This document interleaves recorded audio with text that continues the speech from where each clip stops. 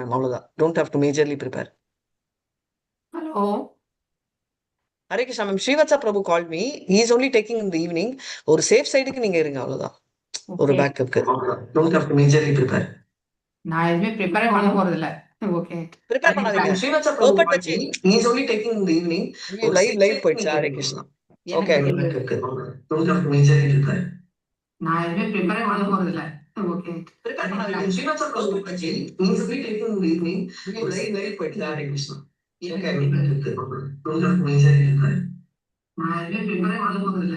Okay हरे कृष्ण माता जी, प्रणाम माता जी। प्रणाम प्रणाम। हरे कृष्णा माता जी। हरे कृष्णा माता जी। हरे कृष्णा माता जी।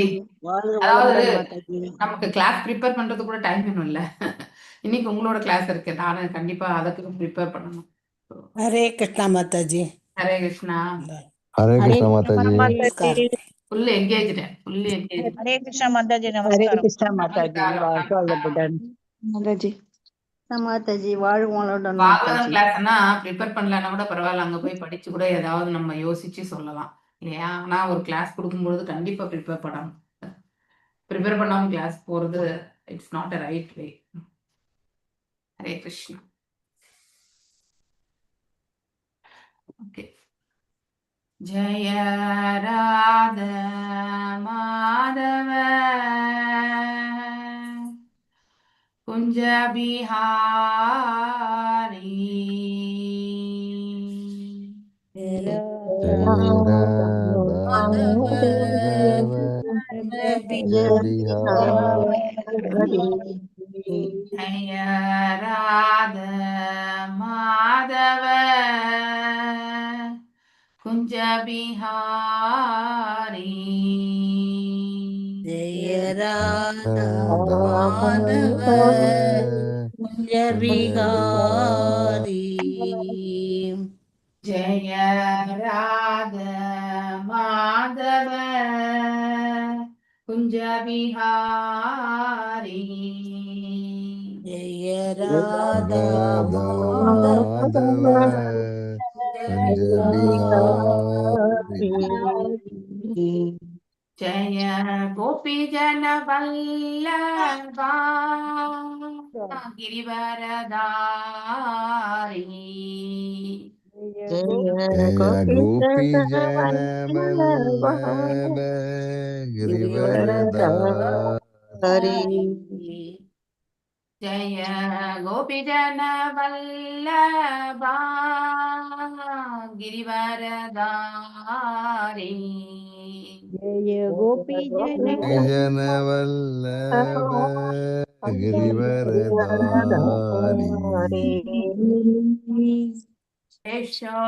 यशोदनन्दन व्रजन रञ्जन यशोदन सदनन्दन जन व्रजनरञ्जन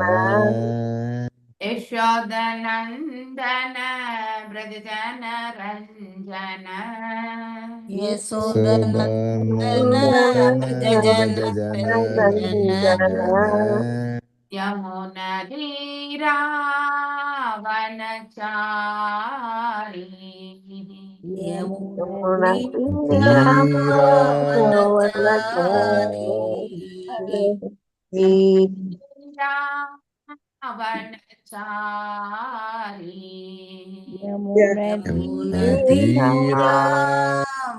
यमुनतीरावनचारी राधा माधव कुंज बिहारी जय राधा माधव कुंज बिहारी। अयो मैं कोत्ता हरे मारे कृष्णा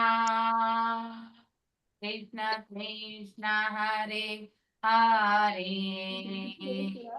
हरे राम राम राम हरे हरे हरे कृष्ण हरे कृष्णा कृष्ण कृष्ण हरे हरे हरे राम हरे Ram Rama Rama Hare Hare Hare Hare Krishna, Hare Krishna, Krishna Krishna, Hare Hare, Hare Rama, Rama Rama, Hare Hare. Hare Hare Krishna Hare Krishna Krishna Krishna Hare Hare Hare Hare Rama Rama Rama Rama Rama Rama Hare Hare Hare Hare Now, Om Namo Bhagavate Vasudevaya. ஓம் நமோ Om Namo பகவதே Bhagavate வாசுதேவாய Vasudevaya Om Namo Bhagavate Vasudevaya. ஓம் Om நமோ Namo பகவதே Bhagavate வாசுதேவாய Vasudevaya Om Namo Bhagavate Vasudevaya. ஓம் நமோ Namo பகவதே Bhagavate வாசுதேவாய Vasudevaya Narayanam Namaskrityam. நாராயணம் Narayanam நமஸ்கிருத்யாம் Naram Namaskrityam Chaiva Narottamam. நரம் செய்வ Naram Chaiva நரோத்தமம் Narottamam Devim Saraswatim Vyasam. தேவீம் Devim சரஸ்வதிம் Saraswatim வியாசம் Vyasam Tato Jayam Udirayet. ததோ Tato ஜெயம் Jayam உதீரயேத். Mudiraye Nashtaprayeshu Abhadreshu. Nasta Prayashu Abhadreshu Nityam Bhagavata Sevayam. Bhagatya Uttama Sloke. பகவத்யுத்தம Bhagavatam Bhaktir Bhavati Naistike.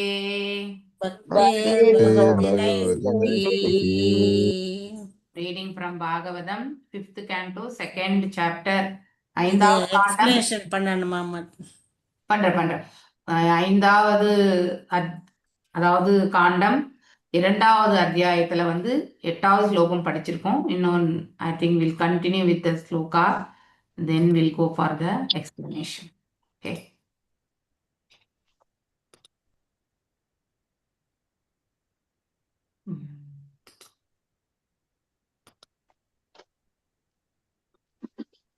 Okay.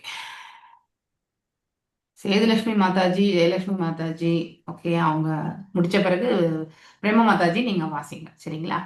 शिक्षया इमे भगवतः परिद पडन्ति गायन्ति साम सहस्रश्यम् अजस्रम् ईशं यक्ष्मशिका वलुलिदाः सुमनो अब्रुवृष्टिः सर्वे भजन्ति ऋषिगणा इव वेदशाखाः.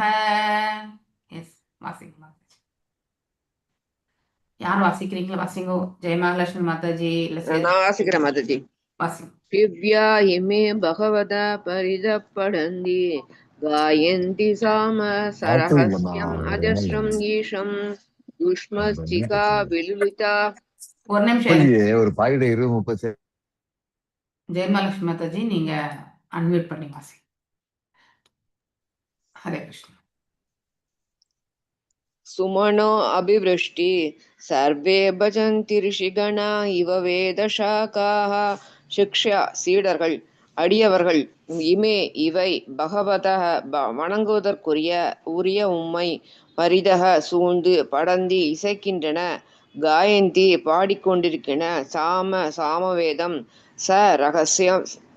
சக ரகசியம் இது ரகசிய பகுதி, அஜஸ்ரம் தொடர்ந்து, ஈஷம் பகவானுக்கு, உஷ்மத் உமது, ஷிகா கூந்தலிலிருந்து, விழுவிதா வீழ்ந்து, சுமனக மலர்களில், அபில்ருஷ்டி பொழிந்து, சர்வே எல்லாம், பஜந்தி மகிழல் புகலிடம், ரிஷிகணா முனிவர்கள், இவ போன்று, வேத ஷாகா வேத இலக்கியத்தின் பிரிவுகள். மொழிபெயர்ப்பு எழுதியவர் ஸ்ரீ பக்தி வேதாந்த சுவாமி பிரபுபாதுக்கு ஜெய்.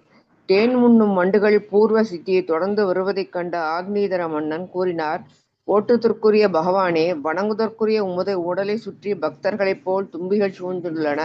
அவை சாமவேதத்திலிருந்தும் உபனிஷத்திலிருந்தும் மந்திரங்களை தொடர்ந்து இசைப்பதின் மூலம் உமக்கு வழிபாட்டை செய்கின்றன. மாமுனிவர்கள் வேத இலக்கியத்தின் பிரிவுகளை தஞ்சமடைவது போல் உமது கூந்தலிலிருந்து உதிரும் மலர்களை தும்பிகள் தஞ்சமடைந்து மகிழ்கின்றன. Hare Krishna mataji. Thank you mataji. Okay mataji. Yes Sethulakshmi mataji வந்திருக்காங்களா? வாசம் பரம் சரண பஞ்சர தித்ரீனாம் பிரஹமன்ன அரூப முகாராம்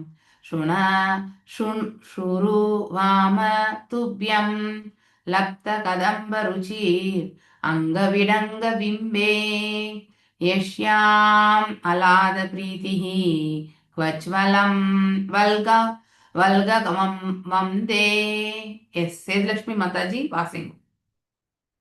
ஹரே கிருஷ்ணா.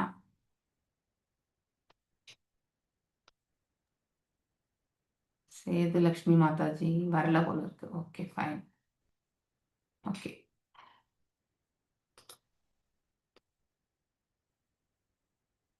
ஓகே எஸ் பிரேமா மாதாஜி வாசிங். பிரேமா மாதாஜி. நான் பண்ணிட்டேன் பண்றேன் மாதாஜி. வாசம் வாசம் பரம் சரண பஞ்சர தீத்திராணாம் பிரம்மண்ண ரூப முகராம் ஸ்ருணுவாம் துப்யம் லப்தா கதம்ப ருச்சிர் அங்க விடம்ப பிம்பே யஸ்யாம் அலாத பிரீத்தி க்வச்ச வல்கவம் தே. வாசம் எதிரொலி, பரம் மட்டும், சரண பஞ்சர சலங்கைகளின், தீத்திரானாம் திரி பறவைகளின், பிரம்மன் ஓ அந்தணரே, அரூப உருவமற்ற, மூகராம் மிக தெளிவாக கேட்கக்கூடிய, ஹிருணாவாம நான் கேட்கிறேன், துப்பியம் உமது, லப்தா பெற்ற, கதம்ப மலர்களைப் போன்று, ருச்சிகி கண்ணை கவரும் வண்ணம், அங்க விடம்ப பிம்பே மெல்லிய நூலிலை போன்ற இடை, எஸ்யாம் அதன் மீது, அலாதி பிரீத்தி எரிகின்ற நெருப்பு துண்டங்களைப் போல், கவ அங்கே, ச மேலும், வல்கலம் மூடிய ஆடை, தே உமது. மொழிபெயர்ப்பு பொருளுரை பை ஸ்ரீல பிரபுபாதாக்கு ஜெய். ஓ அந்தணரே, உமது பாதங்களின் சலங்கை ஒளியினை மட்டுமே நான் கேட்டேன். அவ்வொலி உண்மையில் தித்திரி பறவைகளின் கீச்சொலி போன்று இருந்தது. நான் அப்பறவைகளை நேரில் பார்க்கவில்லை என்றாலும் அவை எழுப்பும் ஒலி எவ்வாறு இருக்கும் என்பதை நான் கேட்டிருக்கிறேன்.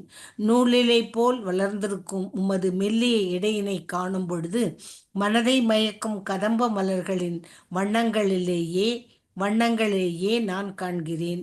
அதன் மீது நீர் அணிந்திருக்கும் மேகலை நெருப்பு துண்டங்களைப் போல் மின்னுகின்றன. உண்மையில் நீர் ஆடை அணிய மறந்தவர் போன்றே தோன்றுகிறீர். பொருளுரை.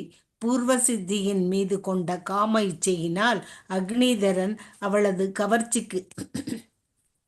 கவர்ச்சி மிகு இடையினையே குறிப்பாக பார்த்தார்.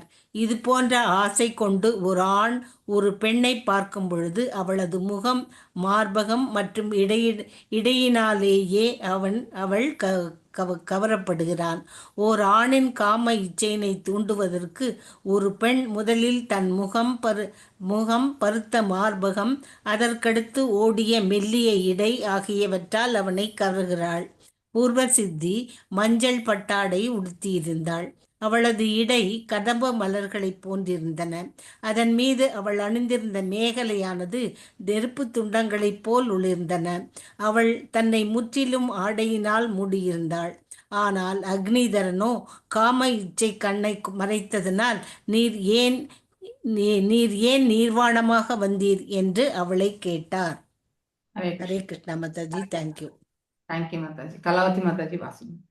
கிம் சம்ருதம் ருஷிரயோர் த்விஜ ஷிங்கயஸ்தே மத்யே கிருஷோ வஹசி யத்ர திருஷிஹி ஷரிதாமே வங்கோ அருணஹ சுரபீராத்ம விஷான ஈத்ருஹ யோனாஸ்ரமம் சூபகமே சுராபி கரோஷி. हरे कृष्णा माता जी।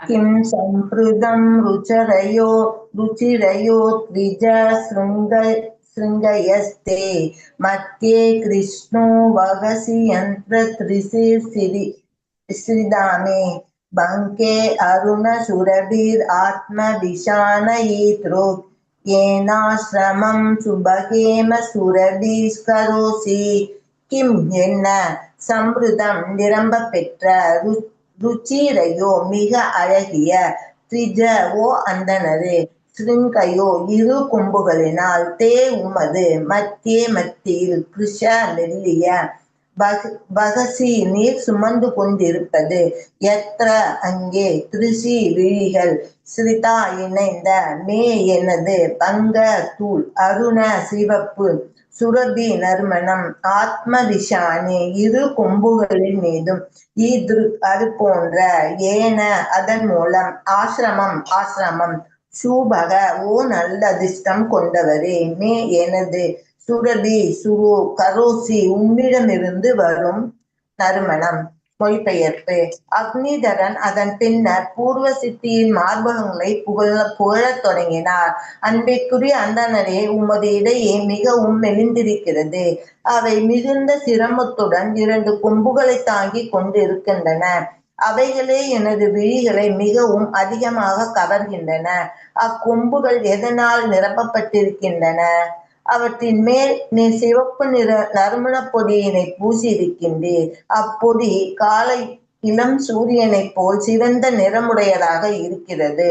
ஓ நல்லதிர்ஷ்டம் வாய்ந்தவரே, நீர் இந்த நறுமணப் பொடியினை எங்கு பெற்றீர்? அதன் நறுமணம் எனது ஆசிரமம் முழுவதும் நிறைந்திருக்கிறது. பொருளுரை. அக்னிதரன் பூர்வ சித்தியின் பருத்த மார்பகங்களை புகழ்ந்துரைத்தார். அம்மங்கையின் மார்பகங்களை பார்த்த பின்னர் அவர் பைத்தியம் பிடித்தவர் போல் ஆனார். இருந்தும் அவரால் பூர்வ சித்தி ஆணா அல்லது பெண்ணா என்று அறிந்து கொள்ள முடியவில்லை. அவர் தவத்தின் விளைவாக அவரது பார்வையில் எந்தவித வேற்றுமையும் இல்லாது போய்விட்டது. அதனால் தான் அவர் அவளை த்விஜ, அதாவது ஓ அந்தணரே என்று அழைத்தார். அப்படியானால் ஒரு த்விஜன், அதாவது அந்தண இளைஞன் ஏன் தன் மார்பினில் 2 கொம்புகளை சுமந்திருக்க வேண்டும்? அந்த இளைஞனின் இடை மிக சிறியதாக இருந்தது. அதனால் அவன் அக்கொம்புகளை மிகுந்த சிரமத்துடன் தாங்கிக் கொண்டிருக்கிறான் என்று அவர் நினைத்தார். மேலும் அவற்றினுள் ஏதோ மதிப்புமிக்க பொருட்கள் இருக்க வேண்டும் என்றும் கருதினார். அவ்வாறு இல்லையே அவன் ஏன் அதனை சுமந்து கொண்டிருக்க வேண்டும்? ஒரு பெண்ணின் இடை மெலிந்தும் மார்பகங்கள் பருத்தும் இருக்கும் பொழுது அவள் மிகவும் கவர்ச்சிகரமாக இருக்கின்றாள். அக்னிதரனின் விழிகள் அவற்றின் மீது நிலை பெற்றன. இப்பெண்ணின் மெல்லிய உடலில் இருக்கும் இப்பருத்த மார்பகங்களை அவள்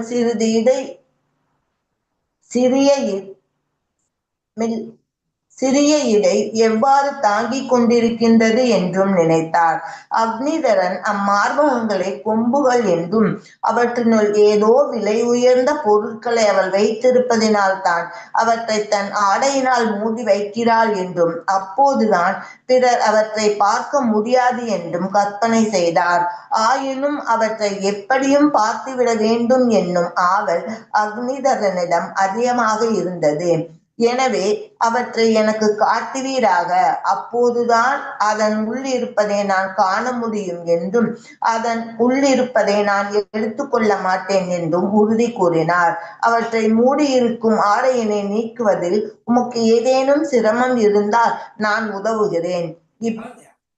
பருத்த கொம்புகளினுள் இருக்கும் மதிப்புமிக்க பொருட்களை பார்ப்பதற்காக நானே அவற்றை மூடி இருக்கும் ஆடையினை நீக்குகிறேன் என்று வேண்டுகிறார். மார்பகங்களின் மீது இருந்த நறுமணம் மிக்க சிவந்த குங்குமத்தை கண்டும் அவர் வியப்படைந்தார். இன்னும் பூர்வ சித்தியை ஒரு ஆணாகவே கருதியதினால் அக்னிதரன் அவளை சுபக, மங்களம் வாய்ந்த முனிவர் என்றே அழைத்தார். இவ்விளைஞன் மங்களம் நிறைந்தவனாக இருத்தல் வேண்டும். இல்லையேல் அவன் இங்கே நின்று கொண்டிருக்க இவனிடமிருந்து வீசும் நறுமணம் எப்படி ஆசிரமம் முழுவதும் நிறைந்திருக்கும்? Hare Krishna mataji. Thank you Mataji. Thank you, Mataji. Om Ajnanatimrandasya Jnananjanaya Shalakaya Chakshurunmilitam Yena Tashmai Shri Gurave Namaha. Shri Chaitanya மனோபீஷ்டம் ஸ்தாபிதம் ஏன பூதலே ஸ்வயம் ரூபாகதாமயம் ததாதி ஸ்வாபதாண்டிகம். हे कृष्णा करुणा सिंधु दीनबंधु जगत्पते गोपेशा गोपिका कांता राधकांता नमस्तुते. तप्त कांचन गौरांगी राधे वृंदावनेश्वरी ऋषभानुसुते देवी प्रणमामि हरिप्रिये. वाञ्छकल्पदारूप्यश्च कृपा सिन्धुभ्य एव च पतितानां पावनेभ्यो वैष्णवेभ्यो नमो नमः. जय श्री कृष्ण चैतन्य प्रभु नित्यानंद श्री अद्वैत गदाधारा श्रीवासादि गौर भक्त वृंदा. हरे कृष्णा कृष्णा कृष्णा हरे हरे, हरे राम राम राम हरे हरे, हरे कृष्णा कृष्णा कृष्णा हरे हरे, हरे राम राम राम हरे हरे. ஸோ இங்கே அக்னிதரனுடைய அதாவது அவனுடைய கீழான இயல்புகள் வந்து எவ்வளவு வந்து அதாவது மேலான இயல்புகளை நோக்கி அவன் செய்து கொண்டிருந்த செயலை வந்து தடுத்து நிறுத்தி கீழான இயல்புகளால் அவன் எவ்வாறு உந்தப்படுகின்றான் என்பதை வந்து இந்த 3-4 ஸ்லோகத்திலிருந்து நாம பார்க்கிறோம் இல்லையா. அவனுக்கு ஆனா பெண்ணா அப்படிங்கிற அந்த வித்தியாசத்தை காணக்கூடிய அந்த மைண்ட், அதாவது பாத்தீங்கன்னாக்கா மனது கூட இல்லை. ஸோ அவன் அவ்வளவு வந்து அந்த கால் சலங்கை ஒளியும் அங்கே சௌந்தரியமாக வந்திருந்த பூர்வ சித்தியை வந்து நோக்கி அவன் வந்து அந்த த்விஜா அப்படின்னு சொல்றான். த்விஜா என்றாலே இரு பிறப்பு எய்தவர்கள் இல்லையா. பிராமணர்களுக்கு தான் இரு பிறப்பு எய்திய அந்த ஒரு பெயர் உண்டு இல்லையா. இப்போ அவன் வந்து சித்தரிக்கக்கூடிய விதம் அனைத்துமே வந்து ஒரு அந்தன சிறுவன், ஒரு முனிவர், அந்த ஒரு நிலையில தான் சித்தரிக்கின்றான். ஆனால் பார்க்கக்கூடிய பார்வை அனைத்துமே ஒரு பெண்ணை நோக்கக்கூடிய பார்வையில தான் பார்க்கின்றான். ஒரு மனிதன் இந்த இடத்த இவ்வளவு ஸ்ட்ரெயிட்டா வந்து பாத்தீங்கன்னாக்கா அது நமக்கு படிக்கும் பொழுது கூட எப்படி படிக்கிறதுன்னு தோன்றலாம். ஆனால் இருக்கக்கூடியதை வந்து இந்த பிரபஞ்சத்தினுடைய நிஜமே இவ்வாறு தான் இருக்கிறது என்பதை நாம பௌதிக தளத்துல இப்படிதான் மனிதர்களுடைய எண்ண ஓட்டங்கள் இல்லையா. ஒவ்வொரு நிலையிலுமே வந்து நாம ஒரு படி நம்ம வந்து மேலே ஏறி ஆன்மீகத்துல நின்றால் 2 படி வந்து நாம் என்ன பண்றோம், இந்த பௌதிகத்தை நோக்கி நாம கீழே வரும். எப்படியுமே சருக்கள் என்பது இந்த அக்னிதரனுடைய செயலிருந்தே நம்ம தெரிஞ்சுக்கணும் இல்லையா. அவன் தனக்கு பிள்ளை வரம் வேண்டி மந்தாகினி மனைக்கு சென்று தவ வாழ்க்கை மேற்கொள்ள போனான் இல்லையா. அங்கேயே அவன் தவ வாழ்க்கையை மேற்கொண்டு யாரை நோக்கி அவன் தவ வாழ்க்கையை வந்து மேற்கொள்கின்றானோ அவரிடமிருந்து வரத்தை பெற்று பிள்ளை வரத்தை வந்து எடுத்திருக்க வேண்டும் இல்லையா. ஆனால் அவன் அந்த ஒரு வாய்ப்பு வந்து வரத்துக்கு முன்னாடியே இங்க ஒரு டிஸ்டர்பன்ஸ் இல்லையா. எவ்வாறு விஸ்வாமித்ர முனிவருக்கு ஒரு மேனகை வந்து அதாவது ஒரு இடையூறை செய்தாலோ அது போல அக்னிதரனுக்கும் இங்கே வந்து பிரம்மரால் அனுப்பப்பட்ட பூர்வ சித்தியுமே வந்து ஒரு அதாவது மனசு வந்து சஞ்சலம் அடையக்கூடிய நிலைக்கு வந்து எடுத்து செல்கிறாள். அவளுடைய சௌந்தரியம் எவ்வளவு இருக்க வேண்டும் என்றால் அவன் இப்படி புத்தி வேதளித்து வந்து ஆணுக்கும் பெண்ணுக்கும் வந்து வித்தியாசத்தையே காண முடியாத அத்தகைய நிலைக்கு வந்து அவன் தள்ளப்படுகின்றான். இந்த 8 ஸ்லோகம் படிச்சுட்டு அடுத்த 2-3 ஸ்லோகம் வந்து ஒன்லி அவனுடைய மன வியாபகங்களை பற்றி தான் சொல்ல, எவ்வாறெல்லாம் அவன் வந்து சித்தரிக்கின்றான் என்பதை பற்றி நம்ம பார்க்கிறோம். ஒரு பெண்ணினுடைய சௌந்தரியத்தை வந்து அவன் வர்ணிக்கக்கூடிய விதம், அங்கே அவனுடைய அதாவது அழகை வர்ணிக்கவில்லை, அவனுடைய காமத்தை வந்து வெளிப்படுத்துகிறான் இல்லையா. அவனுடைய மோகத்தை வெளிப்படுத்துகிறான், அவனுடைய ஆசையை வெளிப்படுத்துகிறான் இல்லையா. ஒரு அழகான பெண்ணை வந்து நம்ம மகாலட்சுமி மாதிரி இருக்காங்க அப்படின்னா நம்ம ஹரே கிருஷ்ணா கிருஷ்ணா கிருஷ்ணா ஹரே ஹரே. பிரேம மத்தாஜி நீங்க பார்த்துட்ட பிறகு எப்பவுமே நீங்க வந்து மியூட் பண்ணிடுங்க, ஓகே, அன்மியூட் பண்ணாதீங்க. ஹரே கிருஷ்ணா. ஸோ அக்னிதரன் பூர்வ சித்தியின் விழிகளை கூர்ந்து நோக்கிய வண்ணம் கூறினார். ஸோ இப்ப கண்கள் இல்லையா. ஸோ உம்மிடம் விழிகள் என்னும் 2 கூறிய அம்புகள், இதை நம்ம ஆல்ரெடி படிச்சிருக்கோம் இல்லையா. ஸோ கூறிய அம்புகள் இல்லையா, அவற்றிலுள்ள தூவிகளோ மலரை தாமரை மலரின் மெல் இதழ்கள் போன்று இருந்தன. அம்பிற்கான தண்டு இல்லை என்ற போதிலும் இல்லையா அவை மிகவும் அழகாக இருந்தன. இது வந்து அவளுடைய இந்த முகத்தினுடைய அழகை வந்து வர்ணிக்கின்றான். அதாவது கண்கள், நாசி இல்லையா. ஸோ இதெல்லாமே வந்து அவருடைய அந்த ஐல, அதாவது பார்த்தீங்கன்னா கண் விழிகள், இது எல்லாமே வந்து ஒன்னொன்னா அவன் வந்து வர்ணிக்கின்றான். ஆனா அவன் வர்ணிக்கக்கூடிய விதம் அனைத்துமே பெண்ணுக்கான வர்ணனை. ஆனால் அவனுடைய பார்க்கக்கூடிய நோக்கம் வந்து, அதாவது அவனுடைய புத்தி எவ்வாறு பேதலித்து இருக்கின்றது என்றால் ஆனா பெண்ணா என்ற கூடிய அந்த ஒரு வித்தியாசத்தையுமே காண முடியாத ஒரு மனநிலையில போய் அமர்ந்திருக்கின்றான். ஆனால் அவன் வர்ணிக்கிறது எல்லாமே ஒரு பெண்ணின் நோக்கத்துல தான் வர்ணிக்கின்றான். இது ஒரு ஆணுடைய மன, அதாவது பாத்தீங்கன்னாக்கா எழுச்சி அப்படின்னு சொல்லலாம் இல்லையா? காமத்தினால் எழுந்த எழுச்சி தான் இந்த இடத்துல நாம படிக்கக்கூடிய அனைத்து ஸ்லோகங்களுமே இல்லையா?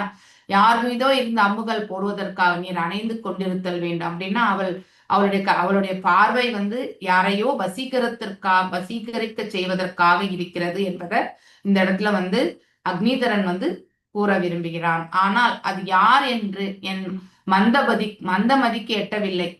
சோ இவங்க யாரை அட்ராக்ட் பண்றதுக்காக அங்க வந்திருக்காங்கன்றது வந்து எனக்கு தெரியலன்னுட்டு அக்னிதரன் சொல்கிறான். ஆனால் உண்மையிலேயே அவனை வந்து வசீகரம் செய்வதற்காகத்தான் பூர்வசித்தி பிரம்மனால் அங்கே அனுப்பப்பட்டாள் என்பது அவனுக்கு விளங்கவில்லை.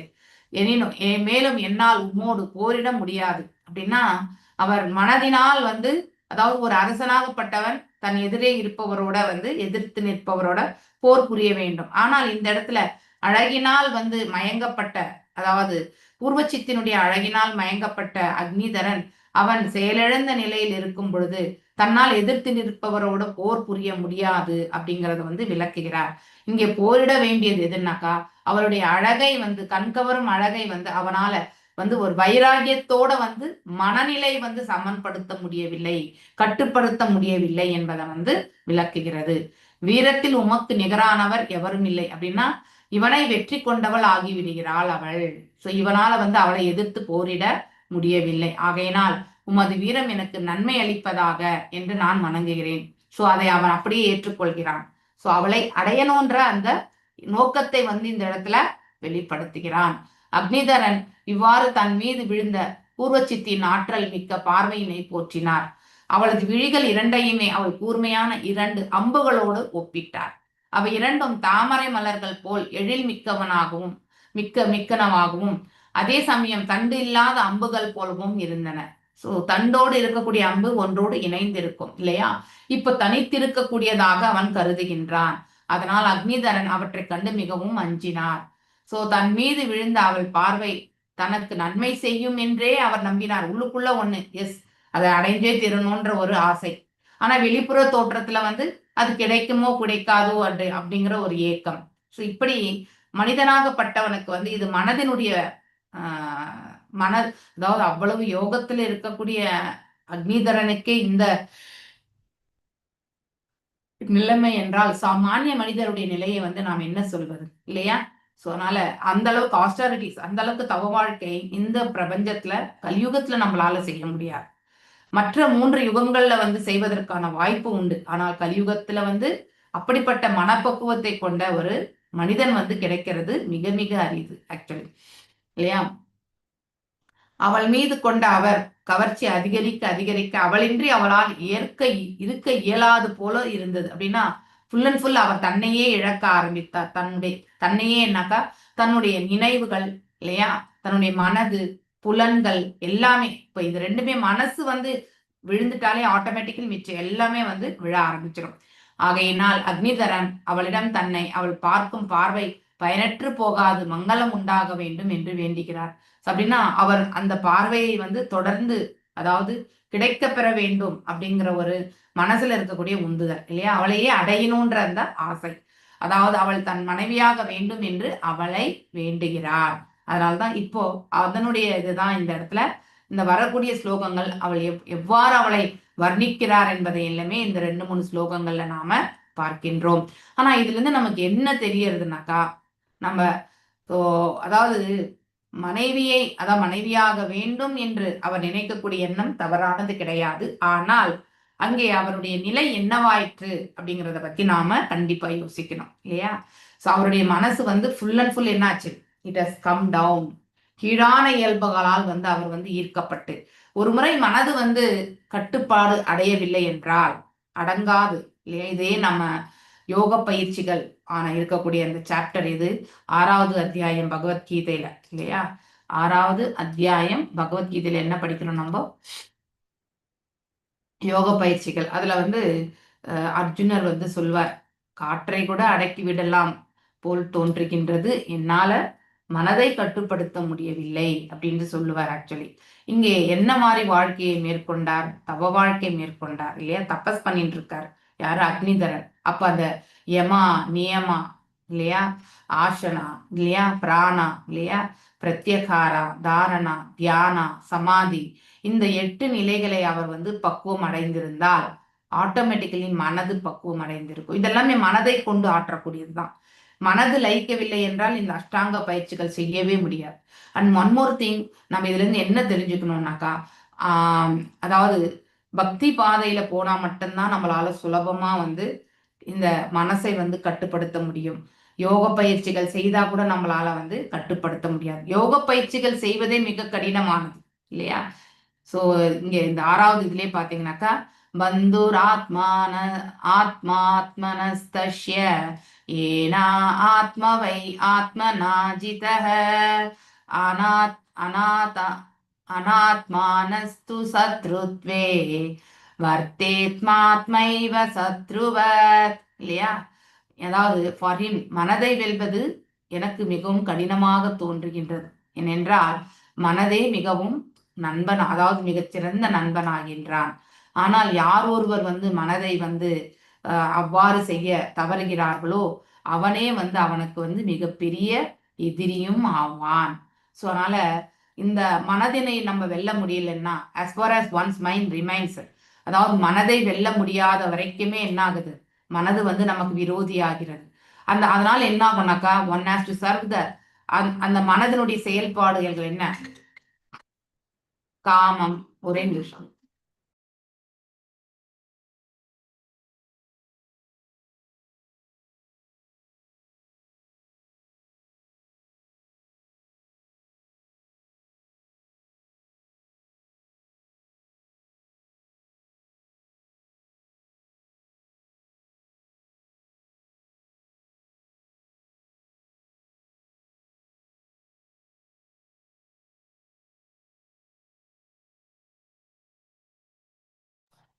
சோ மனது நம்மளால கட்டுப்படுத்த முடியவில்லை என்றால் மனதை நம்ம வெல்லணும் இல்லையா? மனதை எவ்வாறு வெல்ல முடியும்? நாம் இந்த குணங்களோட ஆட்கொள்ளப்படும் போது, எஸ்பெஷலி தமசிக் மற்றும் ரஜசிக், இந்த 2 பண்புகளாலதான் மனசு என்ன ஆகும். இப்ப அந்த அக்னிதரனுடைய வர்ணனை நமக்கு படிக்கும் பொழுதே எந்த அளவுக்கு அவருடைய புலன்கள் எல்லாம் அதாவது மனசை கட்டுப்படுத்த முடியாம புத்தி பேதலிச்சு அவருடைய புலன்கள், இங்க புலன் என்ன சொல்றது? அந்த இடத்துல வாய் தான் பேசின்னு இருக்கு இல்லையா? ஒரு வர்ணனையை தான் நம்ம கேட்டுட்டு இருக்கோம்.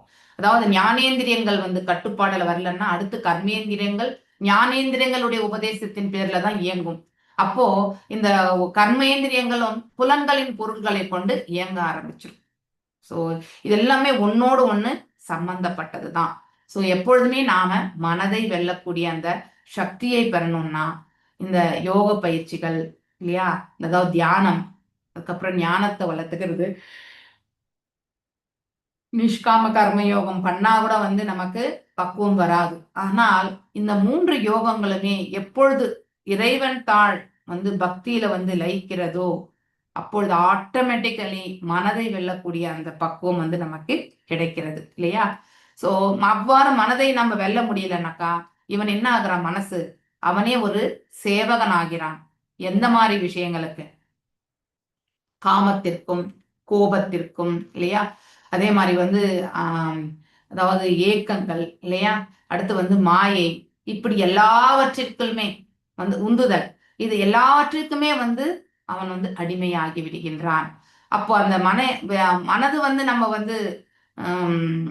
வெற்றி கொள்ள முடிஞ்சா அப்ப என்ன ஆகும்னாக்கா, இந்த நம்ம என்ன பண்ணுவோம்? பகவான் நமக்கு என்ன சொல்லியிருக்காரோ அதை ஏற்றுக்கொள்ளக்கூடிய பக்குவம் நமக்கு கிடைக்கும் இல்லையா? பகவத்கீதையில பகவான் சில இன்ஸ்ட்ரக்ஷன்ஸ் எல்லாம் கொடுக்குறார். நீ இதை பண்ணல, நான் இதை பண்ண, அட்லீஸ்ட் இதையாவது பண்ணு. அந்த 12வது அத்தியாயத்துல படிப்போம் இல்லையா? அனன்ய பக்தி பண்ண முடியலையா? ஓகே, சாதன பக்தியாவது பண்ணு. சாதன பக்தி பண்ண முடியலையா? அட்லீஸ்ட் நிஷ்காம பக்தியாவது பண்ணு. நிஷ்காம முடியலையா? சகாமாவது பண்ணு. சகாமமும் முடியலையா உனக்கு? ஞானத்தையாவது வளர்த்துக்கோ இல்லையா? ஞானமும் முடியலையா? தியான பயிற்சியாவது செய். இது எதுவுமே உன்னால செய்ய முடியலையா? செய்யக்கூடிய செயல்களுடைய பலன்களையாவது துற. ஓகே, அதுதான் லீஸ்டா கொடுத்துருக்காரு இல்லையா? அந்த 8ல இருந்து 12வது ஸ்லோகம் வரைக்குமே இல்லையா? 4-5 ஸ்லோகத்துல 12வது அத்தியாயத்துல இத்தனையுமே வந்து பகவான் சொல்றார் இல்லையா. ஆனா அதாவது நமக்கு ஃபர்ஸ்ட் ஹையஸ்ட் முடியல, ஆனா நம்ம இப்ப லோயஸ்ட்ல இருந்து தான் போகும் இல்லையா. நம்ம எப்பவுமே வந்து லோயஸ்ட்ல இருந்து போறோம். அதாவது எந்த ஒரு செயல் செய்தாலும் அதை பலன்களை பத்தி யோசிக்காம இருக்கக்கூடிய மனசு இல்லையா. அதன் பிறகு நம்ம பலன்களை வந்து இறைவனுக்கு சமர்ப்பிக்கக்கூடிய மனசு. அடுத்து நம்ம என்ன பண்ணணும், நெக்ஸ்ட் பக்தியின் தரப்புல போறதுக்கு வந்து அட்லீஸ்ட் என்ன பண்ணணும், கொஞ்சமா நம்ம ஒரு கனிஷ்ட அதிகாரியா நம்ம வந்து செயல்படும் பொழுது அதற்கு தேவையான மனப்பக்குவம் சிறு சிறிதாக தான் வரும். நமக்கு ஞானம் இல்லையா, கர்மத்தை வந்து பக்குவமா ஆற்றுறதுக்கான வழி இத்தனையுமே வந்து நமக்கு கிடைக்கப்பெறும். இதன் பிறகு நம்ம பலன்களை கொண்டு நாம் ஏதாவது விழையணும்னா கூட அதையுமே நம்ம விடணும்ன்ற அந்த பக்குவம் நிஷ்காம கர்ம யோகத்தின் போது வரும். இவை அனைத்துமே சாதன பக்தி. பாகவதம் ஃபர்ஸ்ட் கேண்டோலயே உங்களுக்கு வந்து சொல்றது வந்து 2வது அத்தியாயத்துல வந்து பாத்தீங்கன்னா ஸ்லோகம் நம்பர் 6 and 7 இல்லையா. ஸோ அந்த ஐ திங்க் ஏதே சாம்ச கலாபும்ச கிருஷ்ணஸ்து பகவான் ஸ்வயம். ஸோ அந்த இதுல படிக்கும் பொழுது வந்து ஐ திங்க் 2.6 இஸ் தட் ஸ்லோகம் ஒன்லி.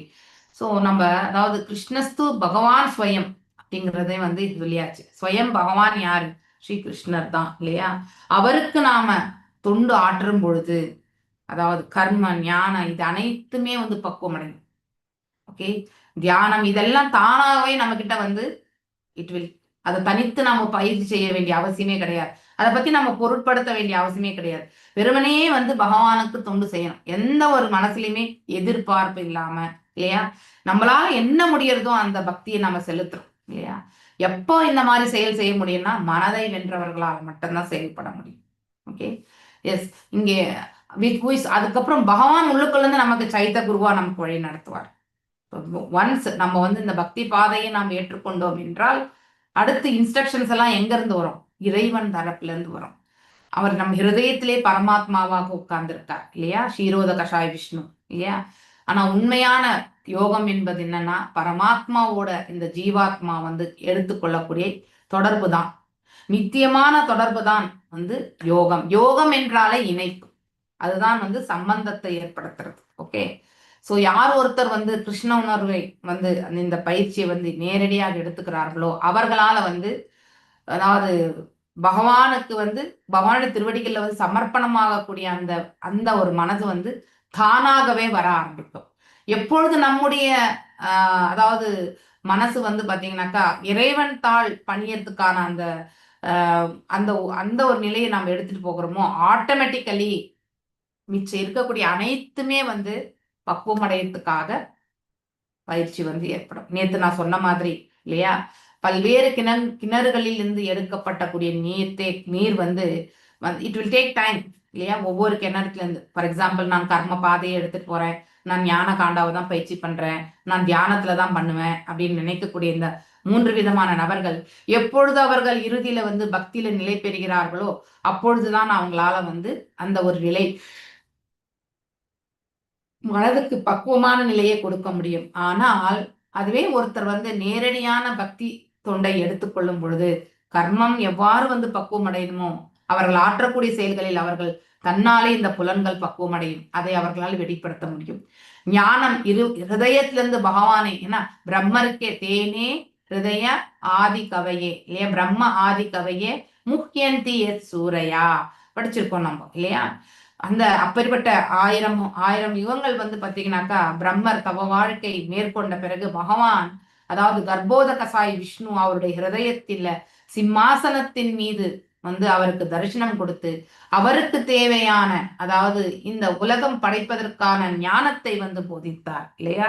இந்த உலகத்தை எவ்வாறு பரிபாலிக்கிறது என்ற ஞானத்தை போதித்தார் இல்லையா. வழிபாடு முறைகளை பற்றி எல்லாம் போதித்தார். வேதங்கள் அனைத்துமே அவருக்கு வந்து அதாவது கொடுத்தார், வழங்கினார். மேலும் இந்த பாகவதத்தை வந்து பாத்தீங்கன்னாக்கா 4 ஸ்லோகங்கள்ல வந்து அவர் வந்து முடிச்சிட்டார் இல்லையா. அதன் பிறகு பிரம்மா அவருடைய பக்தி இல்லையா, அவருடைய தவம், இதை கொண்டு இந்த 4 வந்து மேலும் விரிவாக வந்து நாரத மகரிஷிக்கு சொன்னார். நாரத மகரிஷி அதை இன்னும் விரிவாக வந்து யாருக்கு சொன்னார், ஆக்சுவலி வியாசதேவருக்கு கூறினார். வியாசதேவர் இன்னும் அதை வந்து எக்ஸ்டெண்ட் பண்ணி இல்லையா 18,000 ஸ்லோகங்களாக வந்து யாருக்கு எடுத்துரைச்சார், சுகதேவ கோஸ்வாமிக்கு. சுகதேவ கோஸ்வாமி பர்ஷித் மகாராஜ் மற்றும் அங்கு குழுமியிருந்த அந்த அரசவை என்ற நான் அங்கு குழுமியிருந்த அந்த ரிஷிமுனிகளுக்கு முன்னாடி வந்து எடுத்துரைச்சார். ஸோ பாகவதம் வெறுமனே 18,000 ஸ்லோகங்கள் கிடையாது.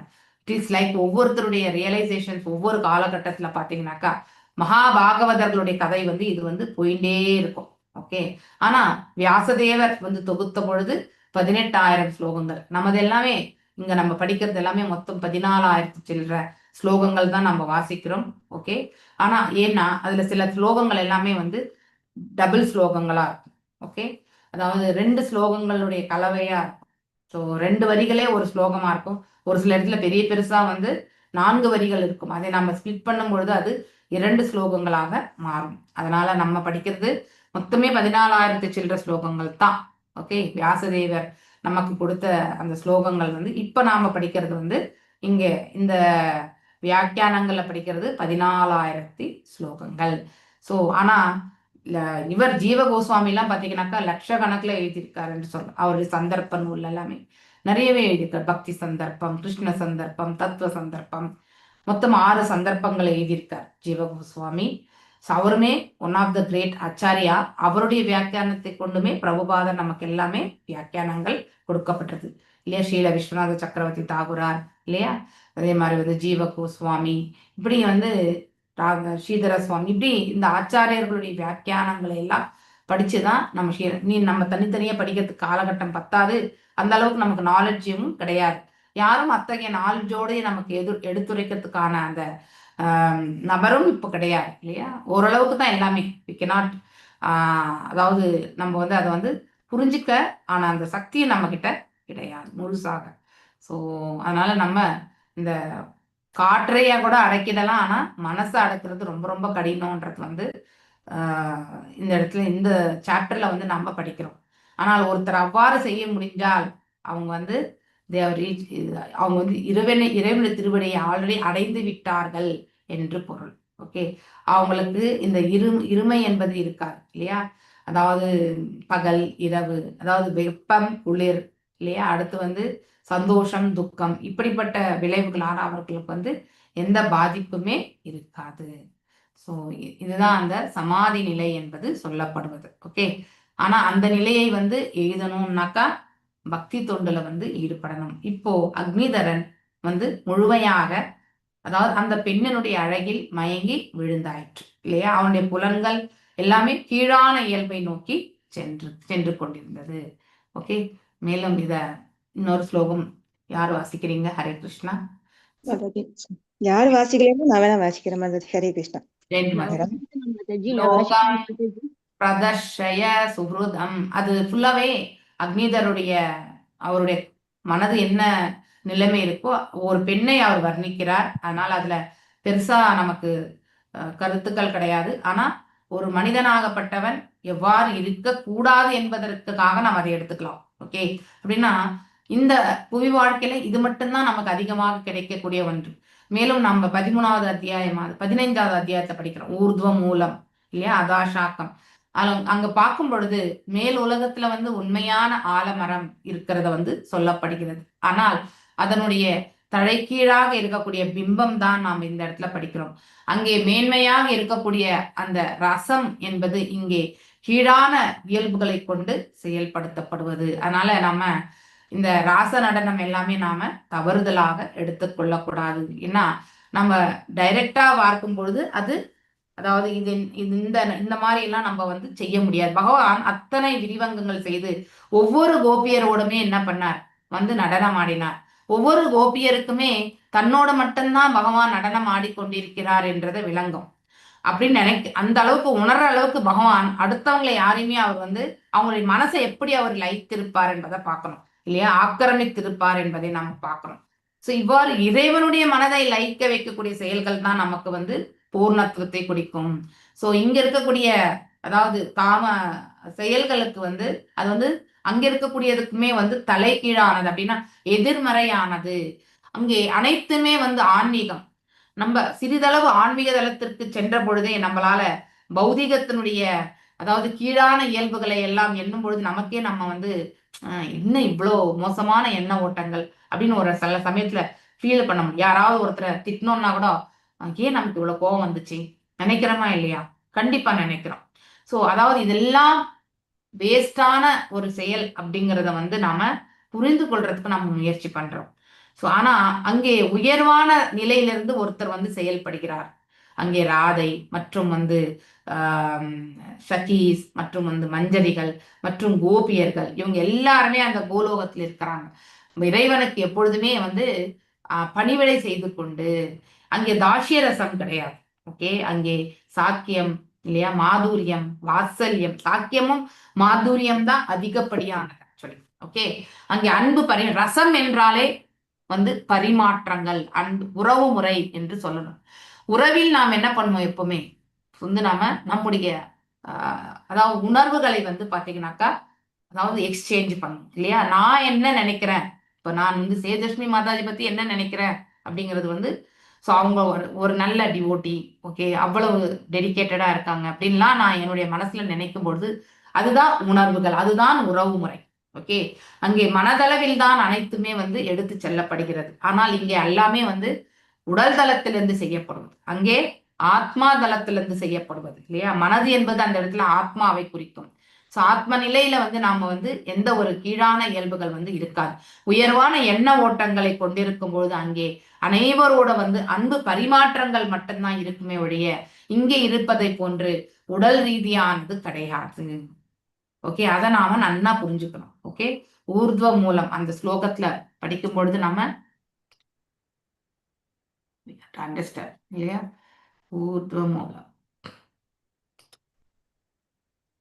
இல்ல 13 இல்ல 15 இல்லையா, 15 மாதாஜி. 15 மாதாஜி. வந்துருச்சு. ऊर्ध्वमूलमदाशाकम् अश्वत्थं प्राहुरव्ययम् छन्दांसि यस्य पर्णानि यष्टं वेदसा वेदवीत्. அதாவது பகவான் சொல்றார், it is said there is an imperishable, அழியற்ற ஒரு அதாவது ஆலவரம் இருக்கிறது. தட் ஹேஸ் இட்ஸ் ரூட்ஸ், அதனுடைய வேர்கள் வந்து மேல் நோக்கியும் கிளைகள் வந்து கீழ் நோக்கியும், அந்த இலைகள் வந்து வேத பதங்களுக்குமே ஒப்பிடப்பட்டிருக்கு. ஒரு ஆலமரத்தினுடைய பாகங்கள் எவ்வாறு வந்து ஒப்பிடப்பட்டிருக்குன்னு பார்க்கணும் இல்லையா. So one who knows this tree is the knower of the Vedas. இந்த ஆலமரத்தை பற்றி யார் அறிகின்றானோ அவனுக்கு வந்து வேதங்களை பற்றி அறிவதற்கான ஞானம் கிடைக்கும். அப்படின்னா என்ன அர்த்தம் அப்படின்னு பார்க்கும் பொழுது, இந்த ஆலமரம் இல்லையா, இந்த ஆலமரம் என்பது ஒருவருடைய வாழ்க்கை நிலையை குறிக்கிறது. ஓகே, ஸ்ட்ராங்கான ஒரு வாழ்க்கை, உயிர் வாழியை குறிக்கிறது. அந்த உயிர் வாழி இங்க இருக்கும் பொழுது அவனுடைய நிலை எப்படிப்பட்டது, மேல் உலகத்துக்கு சென்றால் அவன் என்ன செயல் செய்வான் அப்படிங்கிறத வந்து நாம கம்பேர் பண்ணணும். ஓகே, மேல் உலகத்துல அனைத்துமே ஆன்மீகம், அங்கு வெறுமனே ஆத்ம நிலை மட்டும்தான் இருக்கும் இல்லையா. இங்கே நாம பௌதீக உடலை கொண்ட ஆத்ம நிலை இல்லையா.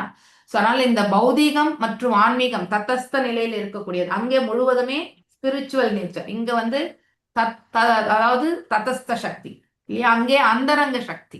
ஸோ இப்படி பகவானுடைய ஆன்மீக சக்தியினால் செயல்படும் பொழுது ஆட்டோமேட்டிக்கலி நம்ம கிட்ட அந்த இடத்துக்கு என்ட்ரியே வந்து ஒரே ஒரு நாட் 1% பௌதீகம் கூட இருக்கக்கூடாது.